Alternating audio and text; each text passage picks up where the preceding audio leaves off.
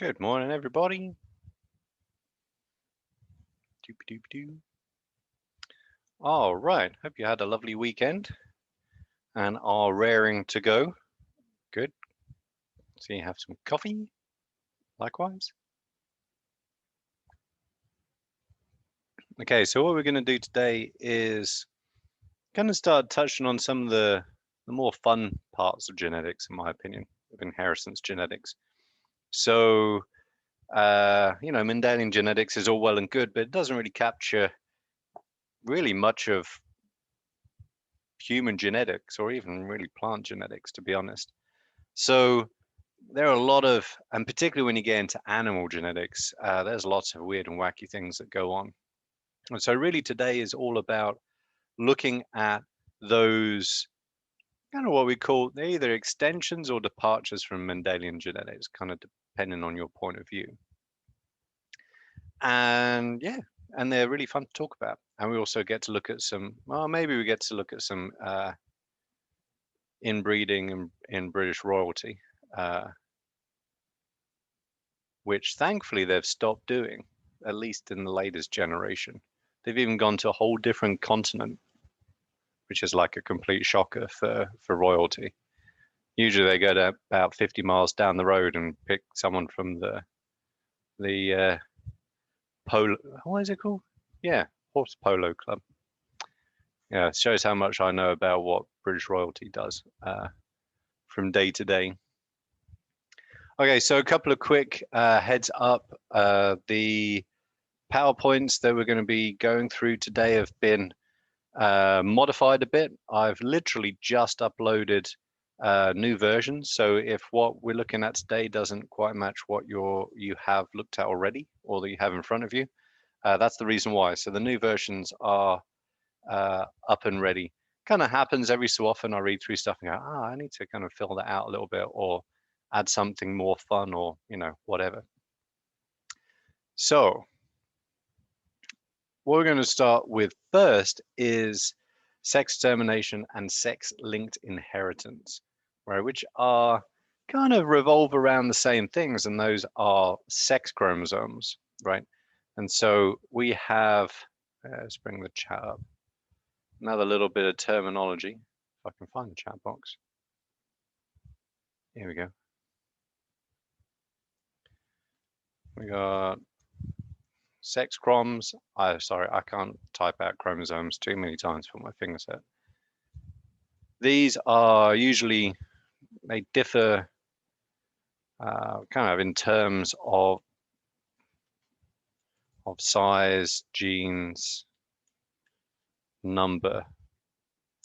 Let's move this over to touch. Gah. This is one time when I wish I had a bigger laptop. Here we go. So sex chroms, right, are different between the sexes. Could be different in lots of different ways, right? The genes they possess is typically one of them. They're often different size as well, although that's not really that important, to be honest. That kind of more reflects the number of genes, to be honest. And number, and there's lots of different ways in which you can, sorry. Yeah, can you see it? There you go. Hopefully she doesn't have fleas. That'd be a real pain. And we have autosomes. Kind of like Autobots, but not quite as fun. Perhaps more fun, actually, because Autobots aren't really a lot of fun. These are pretty much everything else. Yeah, I had to sleep with her last night on the couch down here because there was a thunderstorm. That was so if my eyes like kind of point in different directions, that's why. So that's kind of important terminology, and we'll cover a couple of the different ways in which, maybe three, in which you can determine sex in a chromosomal manner, right? Because there are lots of different ways in which you can do so in animals. And obviously we don't have time to cover all of them. We'll just kind of hit the high notes of a couple of different examples. And then we'll talk about sex-linked inheritance, which is super neat to talk about. And so, anybody know who this bunch of people are? Just out of curiosity, a little bit of history for you. History is always fun. Oh, well, it tells you in the chat, in the notebook underneath. Nicholas Alexander, do you know what country they're from? Like what royalty they were of? What country they were royalty of?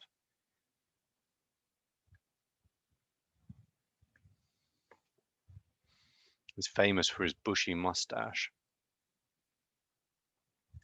What if I type in his full title? Tsar Nicholas. Yeah, good job, Izzy.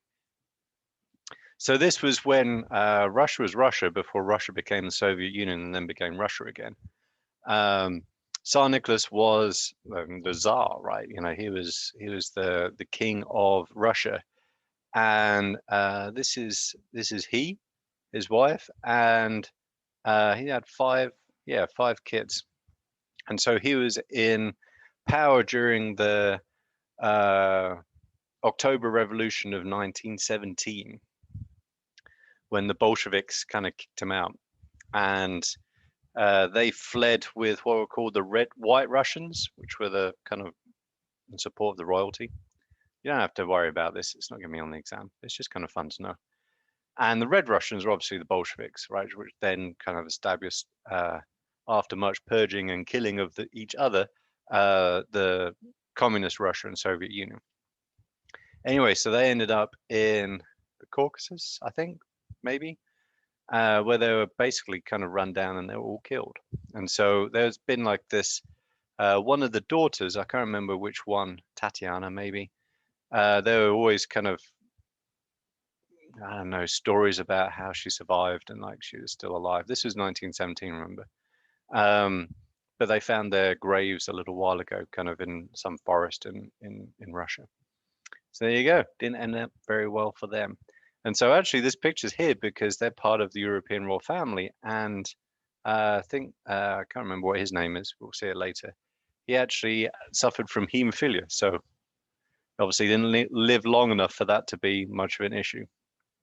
Anyway, so we're going to look at that a little bit later. It's actually super disturbing, actually, if you look at the British royal family, because, oh, unfortunately, he's dead now. That's a shame. Queen Elizabeth II and her now deceased hubby, Prince Philip, are actually related. They are, or were, I think their great grandparents were the same. Isn't that disturbing? Anyway, so yeah, inbreeding is bad. Yeah, I know, super weird to think about that. It's like, no, I don't even want to think about that. Anyway, so fun picture. Don't know why it's there, but anyway, it's fun to talk about. So there are a bunch of different ways in which you can, so we're going to do sex determination first, kind of get that out of the way and done with, and then we'll get on to sex-linked inheritance and have a look at hemophilia as an example. And there are others as well, and I'll kind of see if you know some of those when we get to that point. And so there's a bunch of ways in which you can determine one's sex, right? And also, this is really weird because this can happen depending on, you know, what species you are, at the cellular level, right? So each cell determines independently what sex it is, at the organismal level and even at the brood level, right? You know, so not just at the individual, but also, you know, you and all of your siblings.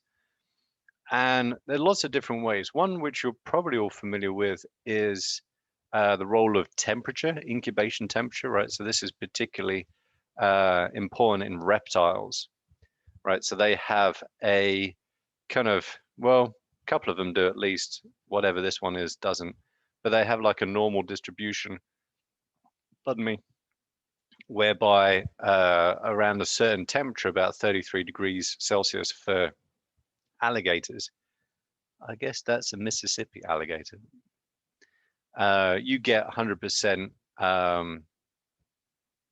males. Either side of that percentage drops off. I'm not actually super clear about how that happens, I've got to say. I'm not sure if that's just because, oh, hey, actually, let's have a little quick tangent. Boop-a-doop-a-doo.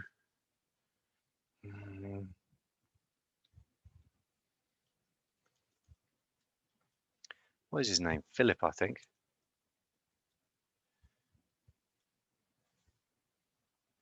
No, not Philip.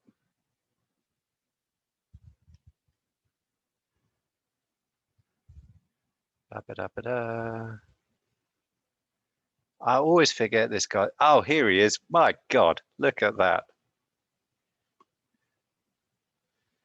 Isn't that enough to give you nightmares and the cold sweats if you wake up looking at that over the night? Now, what's is Charles II? That's it. Here we go. I don't know if you can see this clearly or not, but this is, I don't want to go to Pinterest because it's a pain in the butt. The lineage of, he had so many problems. The lineage of the Spanish Habsburg Empire, Habsburg royal family, right? And so we've got uncle and niece, second cousins, another uncle and niece, which is like really gross. First cousins, more first cousins, more uncles and nieces. Like, it is a mess. Yeah, it's actually really disturbing when you have two individuals and then you get this nice spread and then it just goes back down to one individual. It's like the worst thing ever. And so basically, what was it, Sir Butchin? Who was that? Rose pointed that one out. Yeah, he died when he was in his 20s, I think. He couldn't walk until he was about 5 or 6 years old. Couldn't talk until he was about 8 or 9. Should read his obituary, not his obituary, his supposedly autopsy. A lot of this is kind of like myth and legend, but it's really funny to see the consequences, right? He was essentially sterile, couldn't speak very well, had a very kind of massive, was that overbite? When you have your jaw kind of at the front? I can't remember. Went to the orthodontist this I morning. would think he has an underbite. I mean, it looks like Underbite. his Yeah. chin is really jutting out there. Yeah. And yeah, that was the end of the Spanish Habsburgs because he was it. And he could barely even speak his own name, let alone procreate, thankfully, actually. Um, anyway, so inbreeding's bad.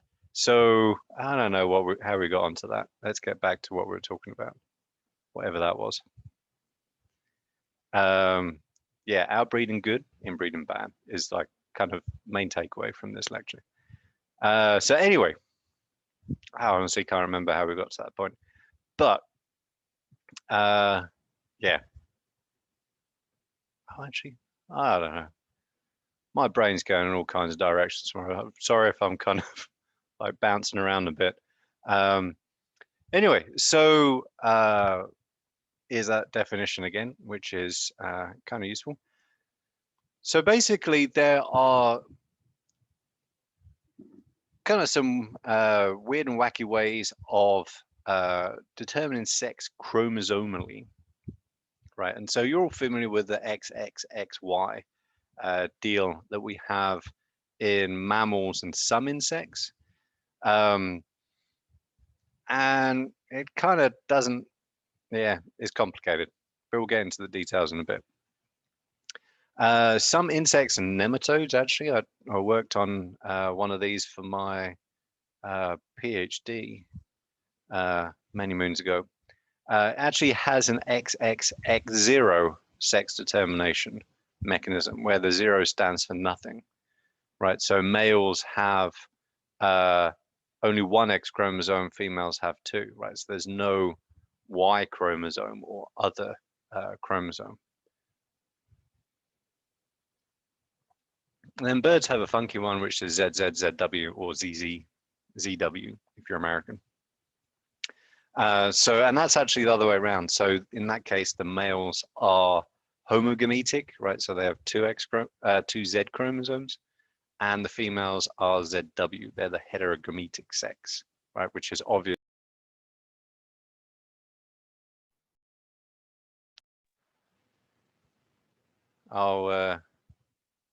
Let's get this back to sharing. Yeah, I don't know what happened there. There we go, exactly. Order has been restored to the universe, at least temporarily.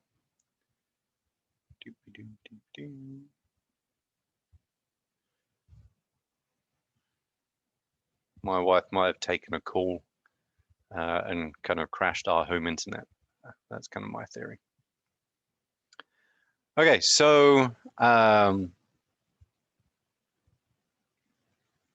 essentially you're always going to, from having that, oh, actually, let's make sure this is an important word.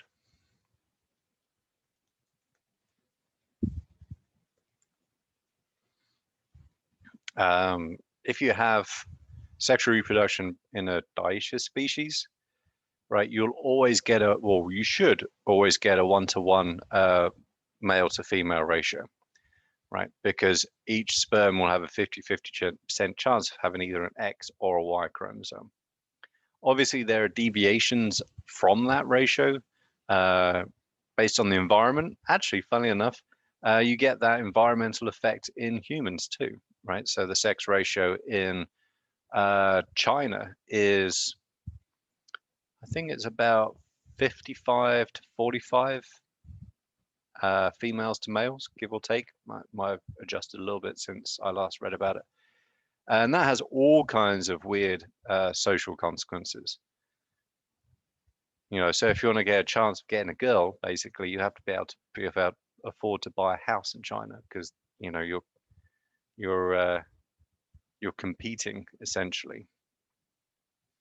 What was the other one? No, it's male to 55% male, 45% female. That's it. Chuntering on. So yeah, even in humans, there are obviously environmental effects that can affect the sex ratio. But if you were to leave it kind of on its own, hello trouble, it should settle itself out at 50-50. Excuse me, I've got to go pick up a puppy. Yes, you are looking ever so cute. Yeah, stop coughing. Oh, ta-da! More puppy.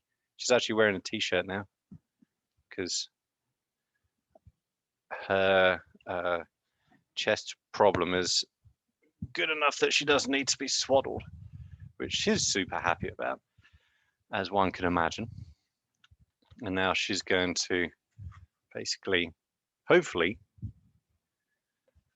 sit there quietly and not be a pain in the ass. That's the plan. We'll see how well that kind of turns out. I do have a chew toy in case she starts chewing on my power cord or feet. All right, gotta not be distracted by a puppy. She's very, very cute. All right, go. Ah, damn it. Starting on the toes already. Here, chew on that. Those go so well as well for like a couple of minutes. Gotta focus on genetics, not on puppies. Okay, so chromosomal versus kind of like molecular sex determination.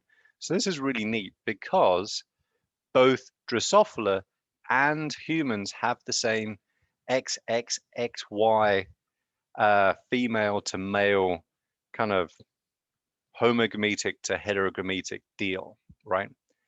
But they have a very, very, very different way of determining sex. So this is actually what we could call a good example of convergent evolution, right? So you essentially have two very different approaches to sex determination, and over time, those ended up with the result where you have XXXY from kind of two very different perspectives, right?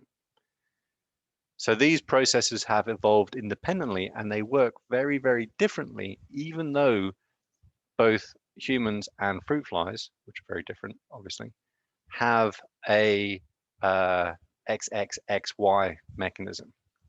Okay, so this is a little bit kind of to get, right? Actually, every time I teach this, I always have to give myself a refresher on sex determination and Drosophila. It's actually really relatively straightforward, but there's a bunch of moving parts, right? And what we need to get here, like one of the central principles, right, is the concept of inhibition. Drosophila.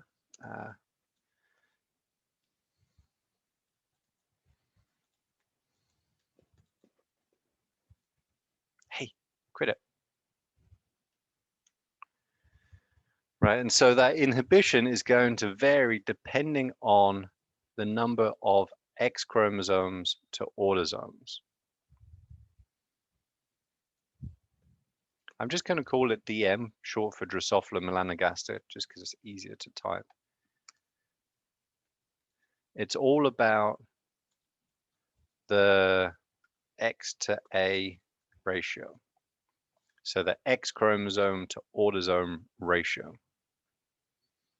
And here's an overview, right? But I'm actually going to go through it in a bit more detail. There's a load of notes. This is why I added, actually this morning while I was at the orthodontist, believe it or not, both to help me next time, next semester, but also to give you a little bit more info, right? So you can kind of make sense of this, because this is quite straightforward, sort of, in the way we're going to learn about it, but it's going to be introducing some kind of new ideas, right? So those may kind of prove a little challenging, right? But this is genetics, right? This is the fun stuff. This is why we're learning all of this. And so basically, I'm going to get rid of this. Turn around.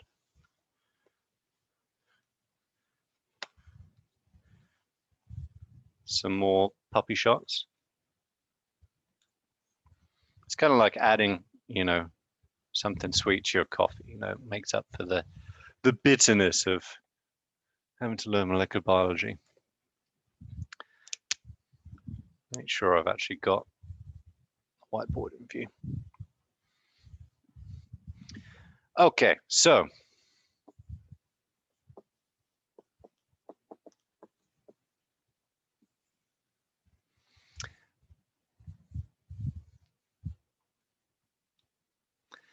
the underlying principle is females are going to be a 1-to-1. Actually, let's put it underneath. X to A ratio. So they're going to have 2 X chromosomes, most likely. And as long as they have 2 autosomes, they will be female. Right? So it's about a ratio here, which is obviously very, very different from humans, where it's just whether or not you have a Y chromosome or not, by and large. Whereas males, it's essentially, well, I'm going to do it in whole numbers because it's a little bit better. A 1-to-2 ratio of X chromosomes to autosomes. So it doesn't actually matter how many total chromosomes, because Drosophila are kind of weird in a way. You can have cells with many, many, many, many, many chromosomes, more than what you would normally expect. But as long as the ratio stays the same, if you have a 1-to-1, you'll have a female. So if you have 3 X chromosomes and 3 autosomes, female. 4, female. 2, female. Doesn't matter. As long as the ratio is 1-to-1. So I'm going to go through the mechanics of how this works. Right, and this is where it gets a little trippy. Okay, so because this is about a ratio, it's essentially about 2 genes which are expressed one of them on the sex chromosome and one of them on the autosome. So essentially what we're looking at is the ratio of these two genes expression based on how many X's to A's you have.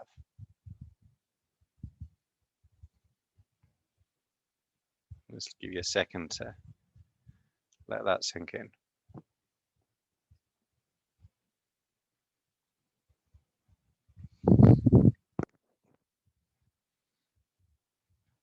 And I love talking about this because it's a really neat way of introducing kind of a little ahead of time these concepts of control of gene expression, which we'll spend a bunch of time on in the latter quarter of the course.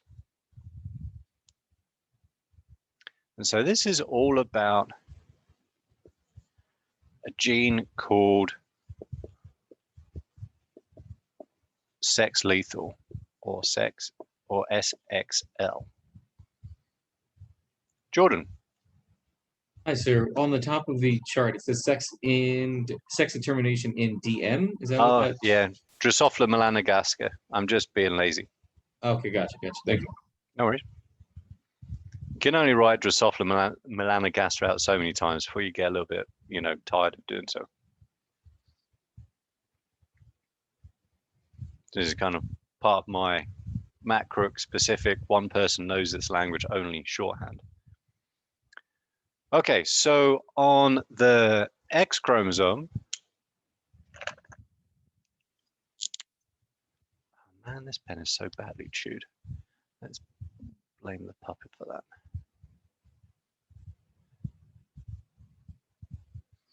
We have a gene called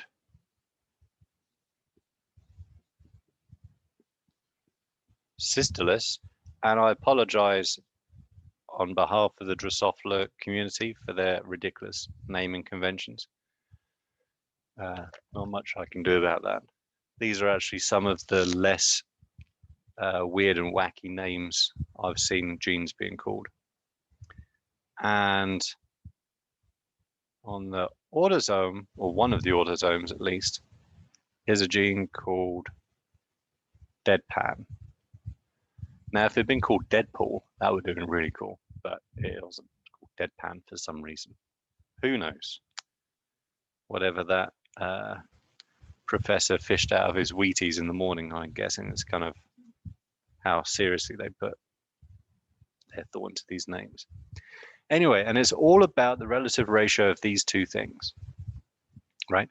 So sex lethal is expressed, and we have different amounts of this. Okay, so in a female where you have a 1-to-1 ratio of X chromosomes to autosomes,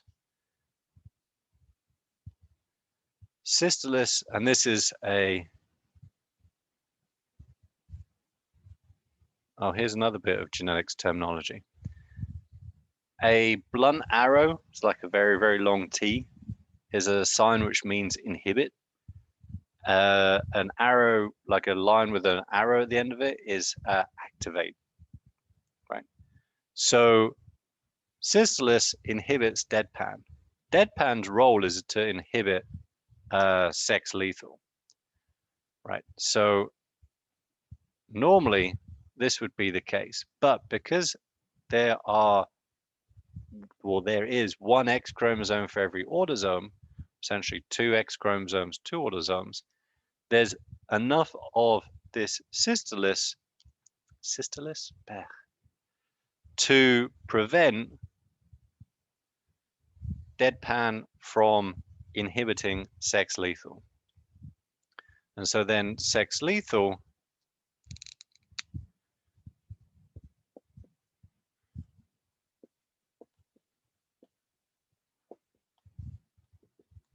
promotes the female traits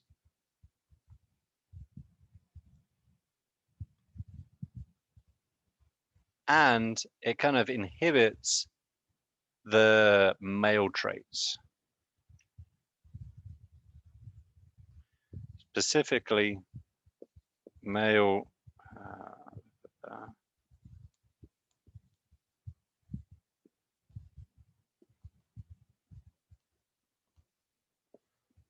so I kind of run out of space there. Male dosage compensation.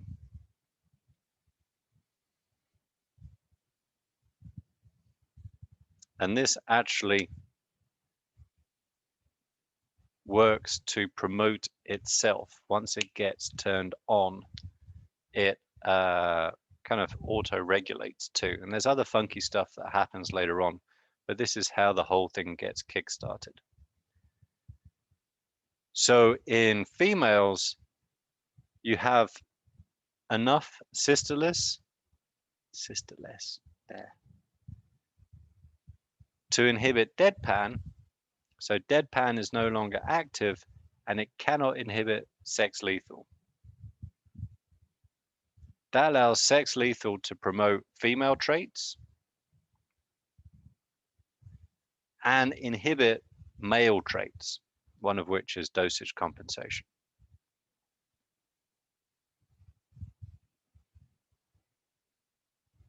Anybody got any questions? I'll take a picture of this.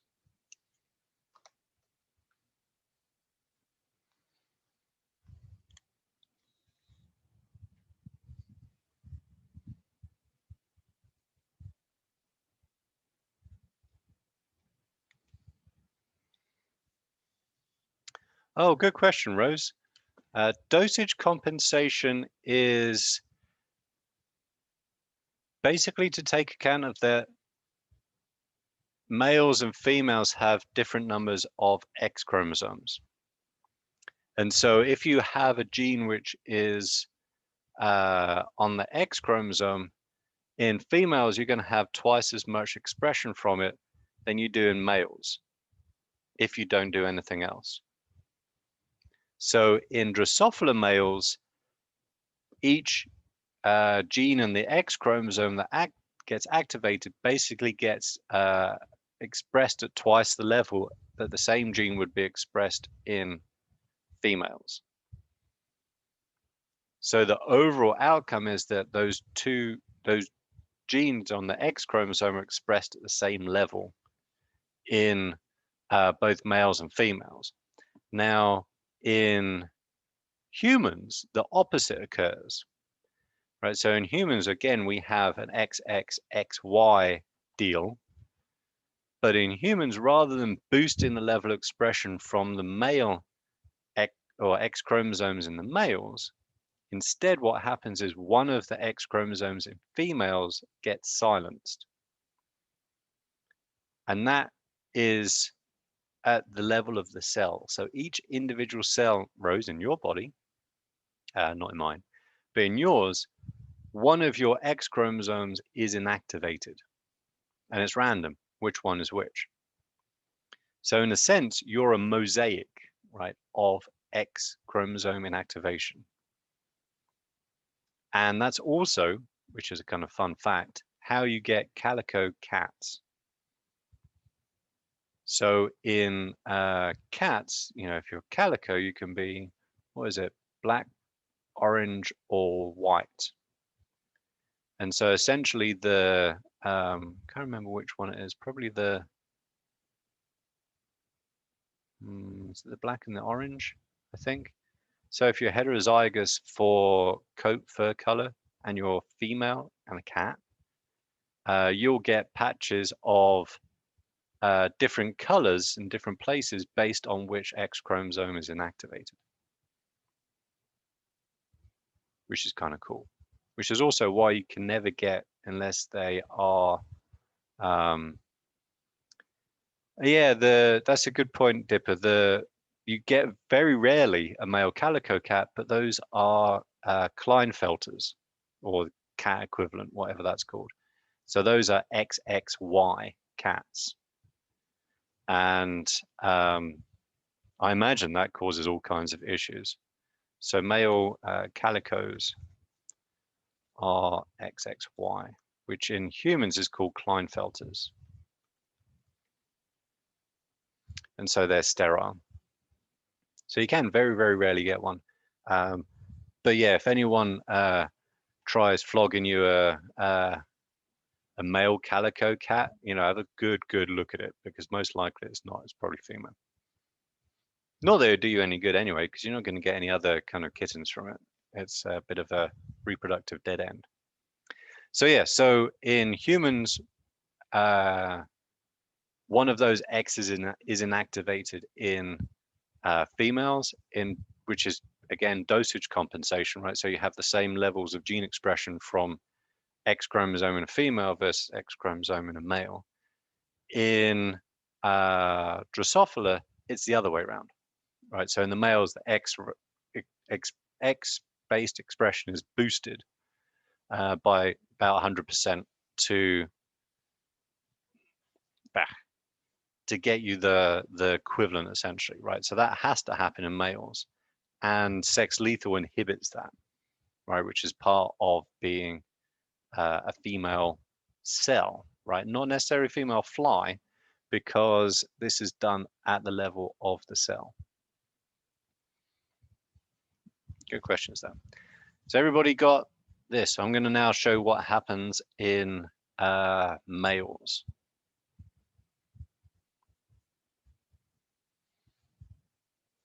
Okay, so essentially what happens in males, you still get the same two genes expressed,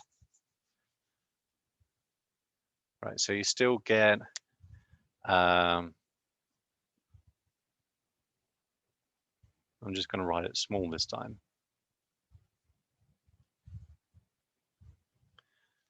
Still get the same level of deadpan produced.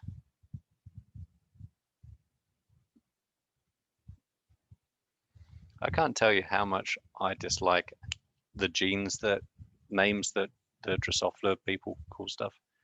It's super annoying. Particularly when you have to talk about them a bunch. It makes you sound like a gibbering idiot. Right, and so now, even though there is some cystolus, and it can inhibit some of the deadpan, there's not enough. Because we only have one X chromosomes worth of cystolus production. And so now, deadpan is free to inhibit sex lethal. So sex lethal gets turned off. Now male dosage compensation is unaffected, and there is no pro-female traits. Jordan, question. Sir, you had said these genes, cystolus, and you said cystolus and deadpan are just genes, correct? They're just odd name genes, or do they imply something? Yeah. That's why I'm a little confused right now. It's my perpetual disgruntlement with how Drosophila researchers name their genes. So these are genes, however silly names they have. Actually, I don't know exactly what form cystolus and deadpan have. I know sex lethal is an RNA binding protein. But yeah, cystolus is expressed from the X chromosome, so a sex chromosome expressed gene. Deadpan is an autosomal gene. So those produce products. And again, I'm not entirely sure what form those products take, like how the inhibition actually works. But the outcome is that if you have enough deadpan active, i.e. you don't have enough cystolus active, then that as in the deadpan, ratio is, sorry, as in the A is greater? Is that?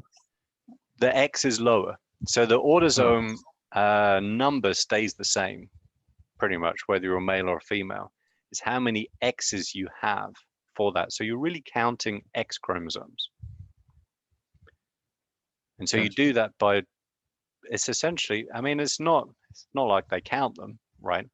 The expression is, the ratio is kind of, has an effect via the relative expression of these two genes. But the basic idea is that equal ratio of autosomes to X chromosomes equals the inhibition of deadpan by Systalis, and sex lethal gets turned on. If you have an unequal ratio of X chromosomes to autosomes, which you get in males, there's not enough Systalis produced because you only have one X chromosome for every 2 autosomes. And so that deadpan stays active and turns off sex lethal. Gotcha. So is it, you said earlier that for the females it could be, as long as it's even, meaning like X and A could be 3 and 3 or 5 and 5 or some number and some other number that is equal. So for the males, is it just like 1, or A just has to be greater in general? Is that what I'm No, understanding? it has to be a 1-to-2 ratio. Oh, okay, gotcha. You Okay, can actually great. get other weird stuff happening. Flies are pretty strange, to be honest. So you can get ratios that are outside that 1-to-1 and 1-to-2 ratio, and those produce generally sterile flies. Gotcha. Not always, but yeah, they produce weird stuff. That's kind of about as far as I want to go into it because I don't really understand what Gotcha. the names are. So I just skip straight over that. It's like, yeah, whatever, and kind of move on. But also because this is done at the individual cell level, it kind of, if that ratio doesn't fall within like this or this, you can get some really weird stuff happening. I think they're called meta females and meta males, but what that actually means, I don't know. Yeah, so as long as so you could have 2 and 4, you could have 3 and 6, or 1 and 2, as long as the ratio stays a 1-to-2 ratio, you'll have males.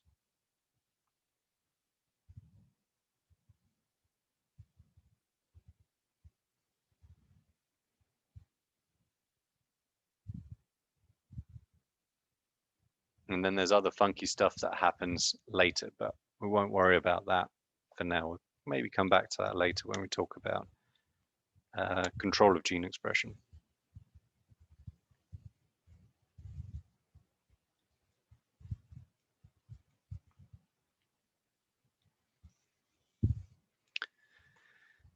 But there's also a lot more notes in the PowerPoint, one that I kind of added to and uploaded just before today's lecture, which can help along with this picture that I put up, pardon me, help with that kind of process. Because again, it's not kind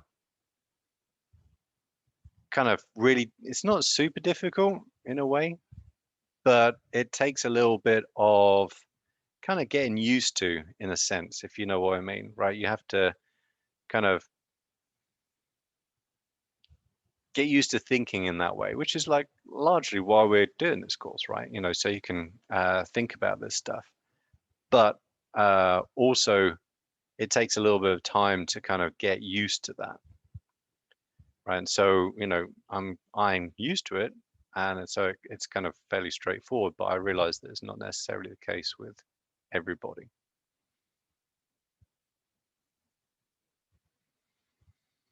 So this is kind of like the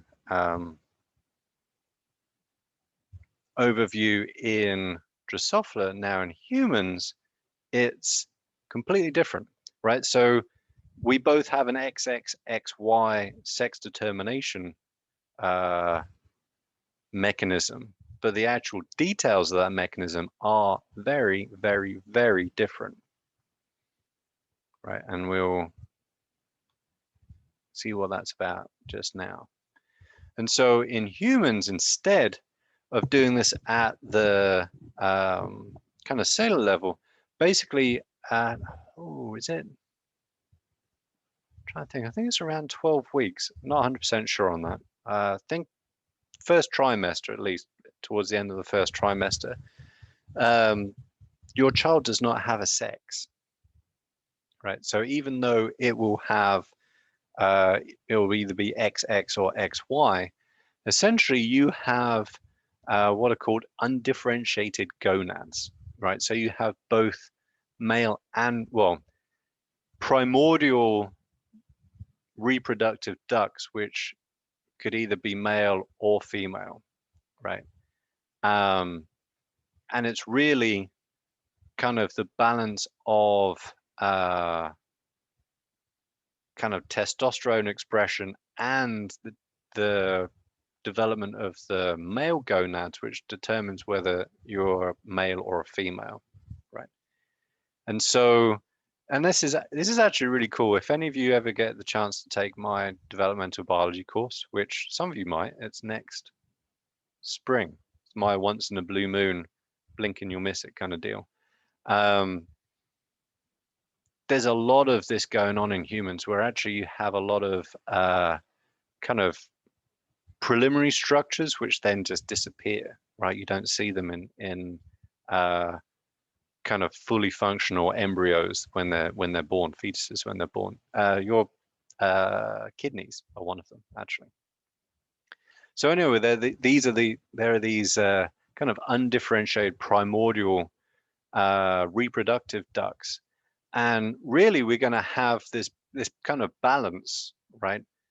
And we're going to be tipping it one way or another depending on whether that individual has a Y chromosome. And so the Y chromosome contains very, very few genes relative to the X chromosome, right? And that's actually also the same in Drosophila as well, because it's actually physically very small. So there aren't really very many genes that do anything on the Y chromosome. It's basically sperm production, I think, is the main deal. And this gene called the SRY gene, so the sex determining region Y. So this was presumably done by linkage analysis, right? And so what its job is to do is turn on a pro-male reproductive duct developmental program, right? So this is a whole bunch of different genes. It's a transcription factor, so it's a protein that recognizes specific bits of DNA, and in doing so, turns on gene expression of that particular gene, right? So we have this gene expression program that gets switched on, and that generates or results in the balance tipping towards male reproductive development, right? So those reproductive ducts, the male ones start developing, right? And once they do, they start producing testosterone. And testosterone it's a funky thing. It's a hormone, obviously. It's actually a steroid. So it's the same similar structure to cholesterol and to estrogen, right? So they're very, very similar in structure, which is kind of weird. They're all lipids. And it's a really weird hormone because it isn't just responsible for maleness, it's responsible for all kinds of other things. Bone development is a big one. And so that's always a tricky one to talk about because it's not really clear cut exactly what testosterone does in terms of making you a male, right? Because females express testosterone too, just not at the same level.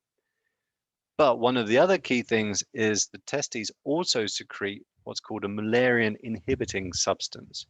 And so the Mullerian ducts are what develop into the ovaries and the ovarian ducts in the female reproductive system. Right, so these are those kind of primordial ducts that I was talking about earlier.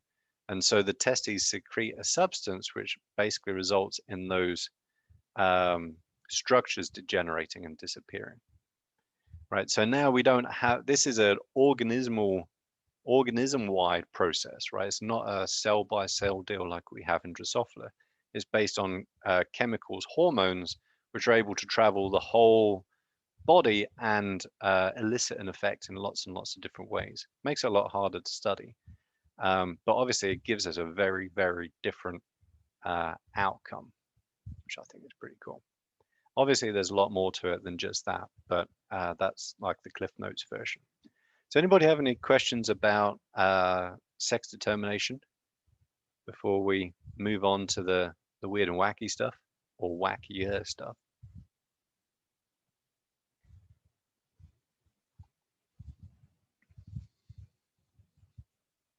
No. Cool. I love talking about cats and genetics too. They have such interesting genetics. And they're so much easier to talk about than other kind of examples. Okay, so we're probably not going to finish it quite in this first round, but we'll finish it off after our break. Jordan, what's up? Hi, sir. You said Malarian. I'm trying to figure out Malarian or trying to. Is anything else special about Malarian except that it is something related to the female reproductive ducts? So, Like, would it enable or do the same thing testosterone does for women? I might have missed it when you were no, talking. it's okay. So basically, Malarian ducts are the primordial, if I spell that right, or part of the primordial female reproductive tract. So later on, they will equal, I think, that's it, fallopian tubes, and maybe the ovaries. Okay, so that just causes them. Because I'm trying to think. Is there? I guess that leads to. Is that the equivalent of? I forget the actual term, but it's like the connective tissue or the cords between the testicles and like the rest of the body. Oh, like the Is epididymis and yeah, vas deferens, I think is one of the words. yeah. I always get the Yeah, words wrong, but yeah. So it actually, leads to it developing differently to create it's those as opposed to. it's actually kind of crazy, but it's not that you actually have, as far as I'm aware, right, and you kind of get into a little bit because I don't teach so much about sexual development in dev bios, other kinds of stuff. But as far as I'm aware, there are two sets of ducts. I'll check this for sure, without a doubt, because I'd like to know as well. Let's find something unimportant to run. Here you go, my Texas driver's license renewal notice.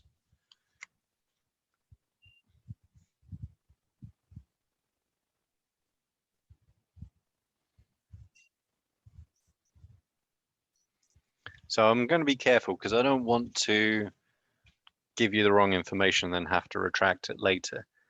But there are extremely close similarities between the male and female reproductive system. So essentially the testes is equivalent to the ovaries, right? That's where the germ cells are generated. The fallopian tubes and the vas deferens, epididymis are the kind of tubes which carry those gametes to where they need to go. And it's really the kind of like the bigger, more obvious stuff like the uterus versus the penis, which is different. But way early in development, I mean, that's kind of like the end result. Way early in development, they're just very generic ducts, as in DUCTS, not quack, right? And so depending on the signals they get, either depends whether one set is kept versus one set is degenerates or vice versa. I think that's the case rather than having one set which goes one way or another, but I'll check. But very Gotcha. early on, the structures that we know of as being reproductive structures don't exist, right? Okay, yeah, that was, I guess, what I was thinking because, I mean, certain things become certain things in men versus women, like clitoris and like the penis and whatnot. But I'm like, Right. I'm sure some of it just disappears because I don't know what the uterus equivalent is in men unless it becomes the prostate or something. But I don't know that much either. So yeah, I was No, hoping it's just trying to connect some dots and right. I thicken the mean, web of knowledge. the really cool thing about development and developmental biology is that it's like a cascade. Well, two things really. One is that it's a cascade of events. Pardon me. And so what this is about is really how does that cascade start?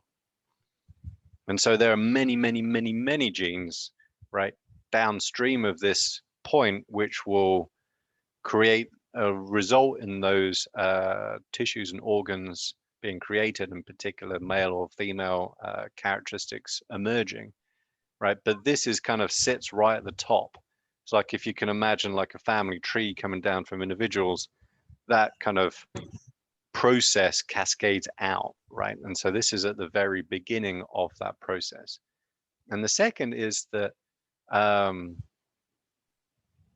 there are many tissues in developing organisms, right, which only continue kind of developing once they receive the correct signals from tissues around them or signals that are traveling around the embryo, right? If they don't receive that signal, quite often they'll just die. That's actually how your kidneys develop, which is pretty neat. I love talking about kidneys. And so you actually need to continue growing kind of signal for those tissues to stay and develop and end up developing into something. So it's actually a fabulous kind of subject to talk about because it's extraordinarily complex. And this is really the very kind of top of the tree or the start of that process, that cascade. So it's fabulously interesting to talk about and think about. It really is. Okay, so just in the last few minutes, what I want to do is kind of talk a little bit about sex linkage, and we'll finish this off when we come back from our break. And so the kind of the key point here is that if you have an XX, well, if you have a homogametic and heterogametic sex, right, that's kind of the key point. You'll have different numbers of alleles for the same gene on the sex chromosomes. So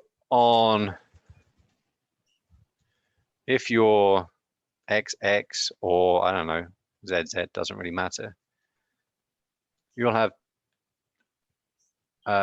potential of 2 different alleles for sex-linked each gene, right? If you're XY, ZW, or XO, you'll have only 1 allele for any given X or sex chromosome gene. And that's really the basis of sex linkage. Jordan. I think Matthew might have had something in the chat first. If you want to answer him first. If not, I have my questions. Might have missed that. No, I just saw a question from Dipper. So ZZ basically equals roosters. There you go.